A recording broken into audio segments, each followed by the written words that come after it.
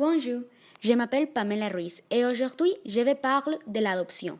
Et pour être plus spécifique, je vous propose la création d'une loi qui permet uniquement d'avoir un enfant biologique. La problématique est la suivante.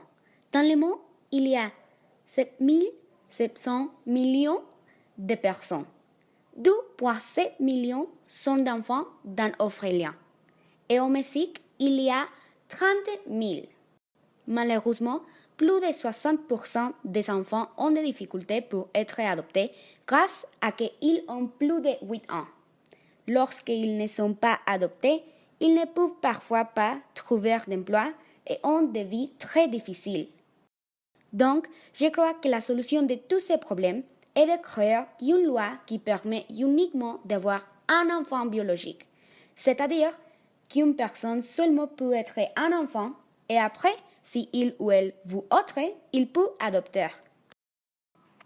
C'est pour ça que je vais présenter de la manière suivante.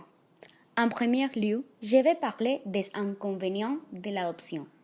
En second lieu, des avantages. Et finalement, je vais présenter ma conclusion. Inconvénients. En premier lieu, il y a beaucoup de paperasse et d'inspections. Et je sais que c'est nécessaire, mais parfois, il peut prendre plusieurs années, comme 5 ou 10. 2. Vous ne connaissez pas l'histoire biologique. Par exemple, vous ne pouvez pas savoir si son père, mère ou grands-parents avaient une maladie génétique. 3.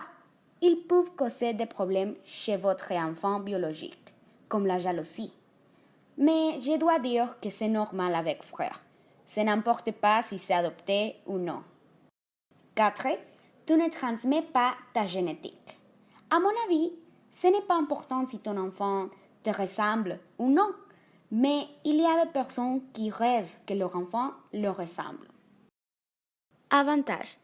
Le premier avantage, c'est que vous réduisez le nombre de personnes dans le monde et ainsi nous aurons un monde plus durable.